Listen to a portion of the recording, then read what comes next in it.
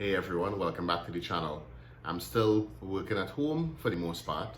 In the event that I have to jump onto a Zoom call, I have a blazer right there. It's close by, just in case. At the end of a long day's work, I'm probably gonna hit the Xbox, spend some time, playing some games. I can't dive right now, our beaches are closed. However, what I can do is purchase and unbox new scuba gear as I continue to build out my kit.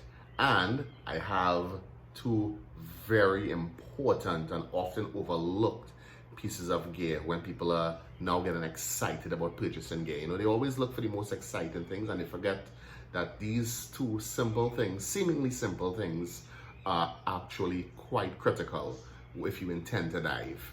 So, before we get started, I'll just ask you to leave a little like on the YouTube video, please. And as you continue when you watch the video, if you enjoy it, feel free to subscribe. Okay, so without further ado, let's go.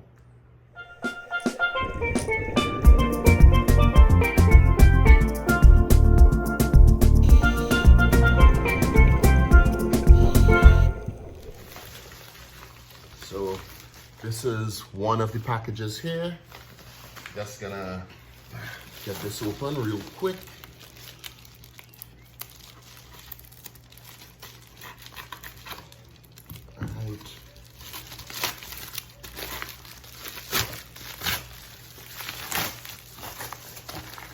Here we go. And okay, all right. So this is it. It's my SMB. Very, very important. You should not be diving without one of these. Often referred to as a safety sausage. Very important. This is something that divers are required to inflate either orally or they could probably use the their regulator, and there are different ways you could probably inflate these, but I would recommend the oral method, just so you don't use up your own air. And this is very important. You send this up before surfacing. This way other boats and so on that are in the vicinity would see that hey, there's a diver coming up from below. And of course you can't just send that up when you inflate it. It should be attached to a reel. Well, spool reel, I guess it depends on what term you choose to use. Nice little bolt snap. And this is the reel that I would be using. I would be attaching this to the SMB before inflating and sending it up. So, I'm not sure the actual length of this reel. I can't remember. It's been a while since I ordered the gear. But the SMB should be good size. Let's see. Okay, so this is, wow.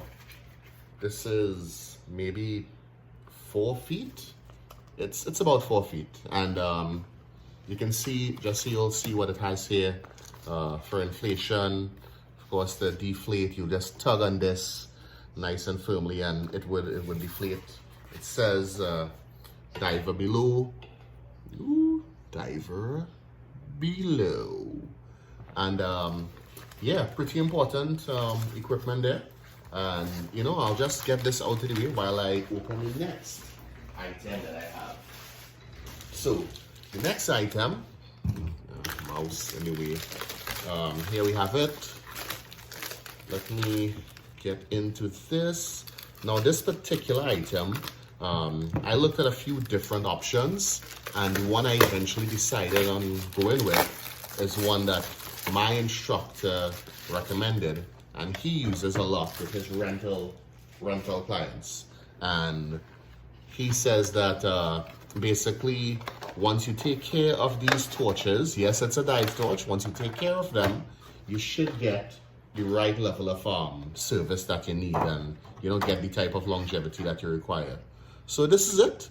It's the Princeton Tech League LED flashlight.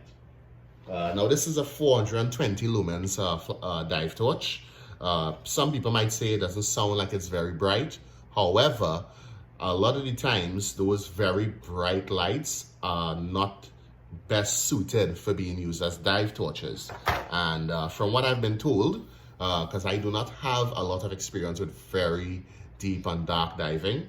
What I've been told is that when you go pretty deep and you use a torch that's way too bright, you end up attracting two things can happen. And they're on different extremes. Number one, you could scare away some of the wildlife. Number two, you can attract too much of the wildlife.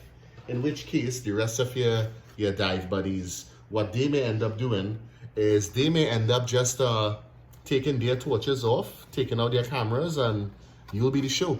So, that's it for my unboxing.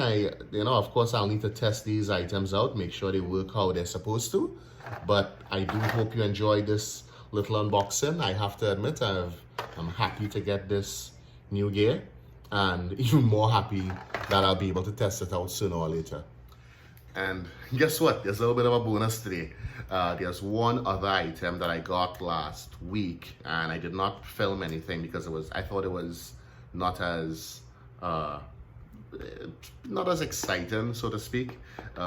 But it's basically I've been starting to build out my Save a Dive kit, and what this is basically the Save a Dive kit is basically items that you would put together that could potentially save your dive. Things that could go wrong, such as like a mast strap could burst, so you may have a replacement mast strap. You may have extra batteries in case your dive computer or your torch goes have dead batteries. And of course, a lot of what we use depends on having proper seals in place.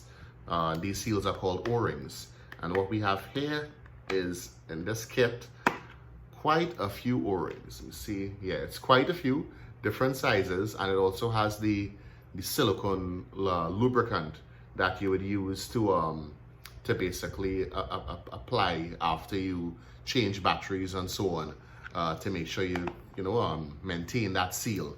So that's it for today. I will be heading off now. I have a long day ahead, and I have some more equipment coming in. I'm also pretty excited because this is my birthday month. Initially, I planned on doing a couple dives for my birthday. Not sure if it's gonna happen because, like I said earlier, beaches and so on are closed in my country of Trinidad and Tobago. But, we'll see. Things can only get better from here. I hope I didn't jinx it. But, hey, take it easy. I'm gonna go pack my new gear up properly. I'll pack it in properly. See you all soon. Take it easy and stay safe. Bye.